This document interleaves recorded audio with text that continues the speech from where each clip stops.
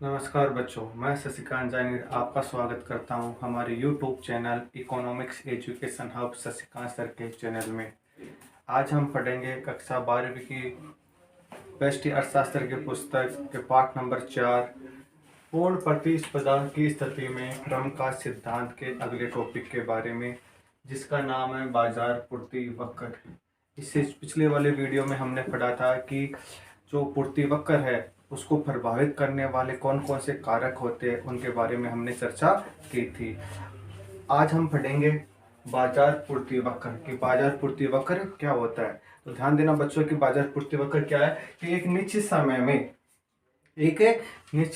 में समस्त फर्मों द्वारा, ध्यान देना, समस्त फर्मों द्वारा विभिन्न कीमतों पर की जाने वाली पूर्ति मात्रा के योग का रेखा चित्र के रूप में निरूपण बाजार पूर्ति कहलाता है। तो सब बच्चे नोट कर लेना, बाजार पूर्ति वक्र क्या होता है कि एक निश्चित समय में समस्त फर्मों द्वारा, ध्यान देना कि समस्त फर्में होती है वो किसी विशेष कीमत पर या विभिन्न कीमतों पर जो बाजार पूर्ति करती है, उन सब का योग बाजार पूर्ति वक्र के रूप में, रेखा चित्र के रूप में क्या है, निरूपण किया जाता है। तो वो क्या है, बाजार पूर्ति वक्र कहलाता है। तो एक निश्चित समय में समस्त फर्मों द्वारा विभिन्न कीमतों पर की जाने वाली पूर्ति मात्रा के योग का रेखा चित्र रूप में निरूपण बाजार पूर्ति वक्र कहलाता है।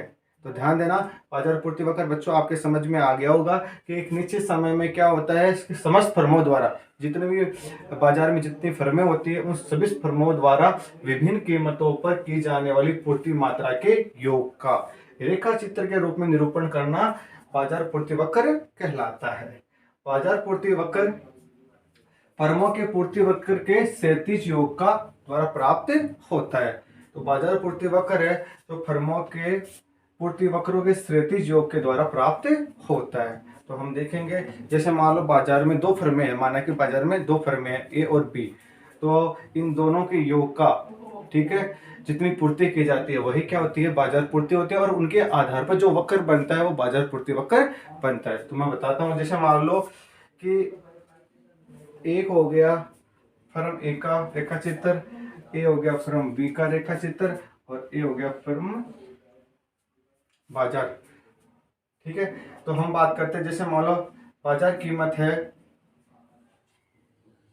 P1, बाजार कीमत है P2 और बाजार कीमत है P3, ठीक है। ए है फर्म ए है फर्म बी और ए है बाजार, ठीक है, ए प्लस बी। तो देखना बच्चों, ये हो गई कीमत P1, ये हो गई कीमत P2, ये हो गई कीमत P3, ठीक है। P1 P2 P3, P1 P2 P3, ठीक है। यहाँ पे हो गई मात्रा और ये हो गई कीमत OY पे, ठीक है। मात्रा हो गई, ये मात्रा हो गई। ध्यान देना बच्चों कि जो फर्म ए है, फर्म ए, वो P1 कीमत पर क्या करती है, पूर्ति करती है। P1 कीमत पर पूर्ति करती है, यानी P1 से कम कीमत होने पर वो क्या है, वस्तु की पूर्ति नहीं करेगी। और जो फर्म बी है वो क्या करती है, P2 कीमत पर, P2 कीमत पर क्या करती है, पूर्ति करती है, यानी P2 कीमत से कम कीमत होने पर वो पूर्ति नहीं करेगी। तो हम देखते हैं रेखा चित्र में फर्म ए का, तो एक बनेगा इसका पूर्ति वक्र, इसको हम मान लेते हैं एस ए, यानी फर्म ए का पूर्ति वक्र हो गया एस ए ऐसे, ठीक है, जो कि P1 से स्टार्ट होता है, क्योंकि P1 के नीचे क्या है, फर्म कोई भी पूर्ति नहीं करती। तो इस प्रकार ये चित्र, रेखा चित्र इसका बनेगा। जो फर्म बी है, फर्म बी है वो क्या करती है, P2 कीमत है, उससे कम कीमत पर क्या है, फर्म की पूर्ति नहीं करती, वो अधिक P2 से अधिक कीमत पर क्या करेगी, पूर्ति करेगी। तो मैं मान लेता हूँ, जैसे मान लो जैसे P2 कीमत है, देखना बच्चों कि P2 कीमत है तो ये क्या करती है, यहाँ से पूर्ति करती है। तो ये वक्र हो गया एस बी, ठीक है। ये तो हो गया फर्म ए का पूर्ति वक्र ऐसे ऐसे, यानी P1 से कम कीमत पर पूर्ति नहीं करेगी, P1 से अधिक कीमत पर पूर्ति करेगी। तो चित्र पूर्ति वक्र इससे बन जाएगा, ठीक है। और फिर हम भी क्या करते हैं, P2 कीमत से अधिक कीमत पर क्या करती है, पूर्ति करती है, तो इसका पूर्ति वक्र ऐसा बन जाएगा। अब इन दोनों का जोड़, इन दोनों का योग, मैंने बताया क्या होता है, इस समस्त फर्म में कौन कौन से हो गए, यानी दोनों फर्म में विभिन्न कीमतों, जैसे P1 P2, ठीक है, विभिन्न कीमतों पर की जाने वाली पूर्ति मात्रा का योग को हम रेखा चित्र के माध्यम से दर्शाते हैं, तो वो क्या हो जाता है, पूर्ति वक्र हो जाता है। और हमने अगले पॉइंट में पढ़ा था कि बाजार पूर्ति वक्र फर्मों के पूर्ति वक्रों के क्षैतिज योग के द्वारा प्राप्त होता है, तो क्षैतिज योग के द्वारा प्राप्त होता है। तो देखना कि ए यहां से स्टार्ट हुआ P1, ठीक है, और P2 यहां से स्टार्ट हुआ, तो ए बन गया हमारा SM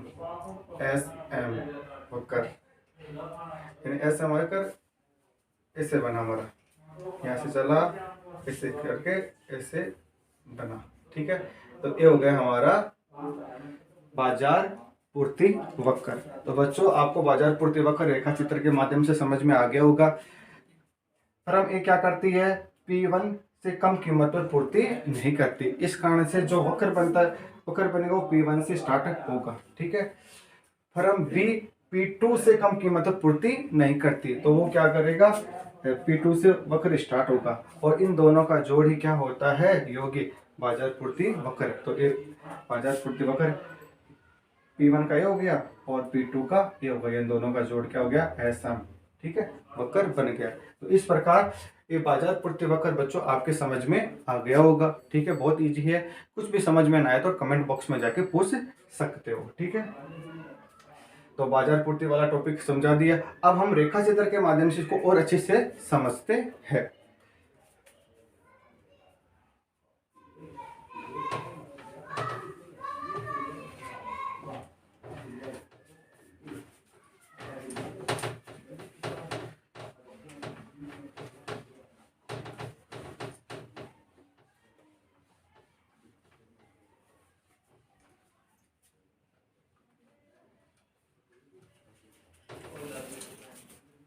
जैसे मान लो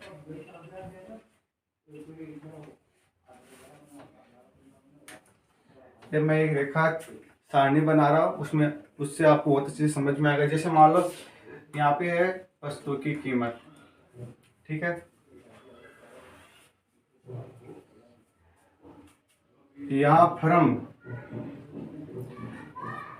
ए द्वारा की गई पूर्ति, फर्म ए द्वारा की गई पूर्ति, और इसमें आएगा फर्म बी द्वारा की गई पूर्ति की मात्रा, ठीक है।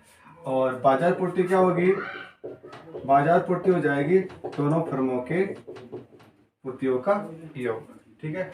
जैसे मान लो वस्तु 10 है, तो 10 वस्तु पर बाजार पूर्ति है एक ही 5 और इसकी है 2, ठीक है। इसकी कीमत 10 से बढ़कर 20 हो गई, इसकी बाजार पूर्ति बढ़कर 10 हो गई, इसकी बाजार पूर्ति बढ़कर 8 हो गई, ठीक है।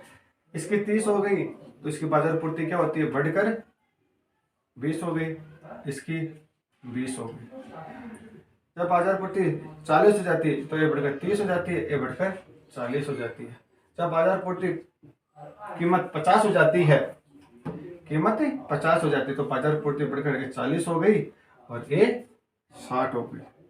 तो जैसे जैसे कीमत बढ़ रही है, ध्यान देना बच्चों, पूर्ति में क्या होता है, जैसे जैसे कीमत बढ़ रही है वैसे वैसे क्या करती है, फर्म की पूर्ति भी बढ़ती जाती है। जैसे 10 पर 5 थी, फिर बढ़ते बढ़ते 50 पर 40 हो गई। इसी प्रकार फर्म बी क्या करती है, 10 पे 2 है और बढ़ते बढ़ते 50 पर 60 हो जाती है, ठीक है। क्योंकि जो पूर्ति वक्र होता है उसमें वस्तु की कीमत और वस्तु की जो मात्रा होती है, पूर्ति मात्रा होती है, उनमें धनात्मक संबंध पाया जाता है। तो देखना इन दोनों का योग कितना हो गया, 7, 18, 40, 70 और 100, ठीक है। तो इस प्रकार क्या है, पूर्ति वक्र इस सारणी है और आप इस प्रकार बना भी सकते हो, ठीक है। जैसे मान लो इसका वक्र कैसे बनेगा, ऐसे बनेगा, ठीक है। इन दोनों को जोड़ दो और जोड़ने के बाद में जैसे मान लो आप बनाओगे तो इस पूर्ति वक्र धनात्मक ढाल ये होता है। तो ये क्या हो गया, SM, ठीक है, पूर्ति वक्र हो गया। व्यक्तिगत भी बना सकते हो आप, इन दोनों को जोड़ोगे तो आपको ये प्राप्त हो जाएगा। तो इस प्रकार ये आपका बाजार पूर्ति वक्र है। कभी कभी क्या होता है कि बाजार में जैसे यहाँ पे 2 फर्म है, ठीक है, अगर जैसे मान लो बाजार में 5 फर्में हो गई, कितनी फर्में हो गई, 5 फर्में हो गई, तो बाजार में 5 फर्में होने से क्या होता है, बाजार में जो पूर्ति है वो बढ़ जाती है।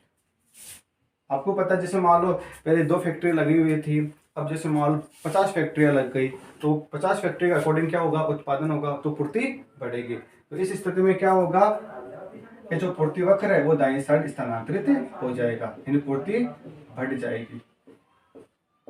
बच्चों, आज का टॉपिक आपके समझ में आया होगा। आज का टॉपिक वैसे तो बहुत इंपॉर्टेंट टॉपिक है। इसके बारे में सारणी के अकॉर्डिंग प्रश्न भी पूछा जाता है कि आपको क्या है, जैसे मान लो एक फर्म की पूर्ति दे दी और बाजार पूर्ति दे दी, तो आपको क्या करना पड़ता है कि आपको फर्म बी की बाजार पूर्ति निकालनी होती है। तो आराम से निकाल सकते हैं कि कुल बाजार जो बाजार पूर्ति है उसमें से फर्म ए की आप पूर्ति को घटा दोगे तो आपको बाजार पूर्ति जो फर्म बी है उसकी पूर्ति प्राप्त हो जाएगी। ठीक है, तो अगर हमारा आज का वीडियो अच्छा लगा तो हमारे चैनल को सब्सक्राइब कीजिए, लाइक कीजिए और अधिक से अधिक शेयर कीजिए। धन्यवाद।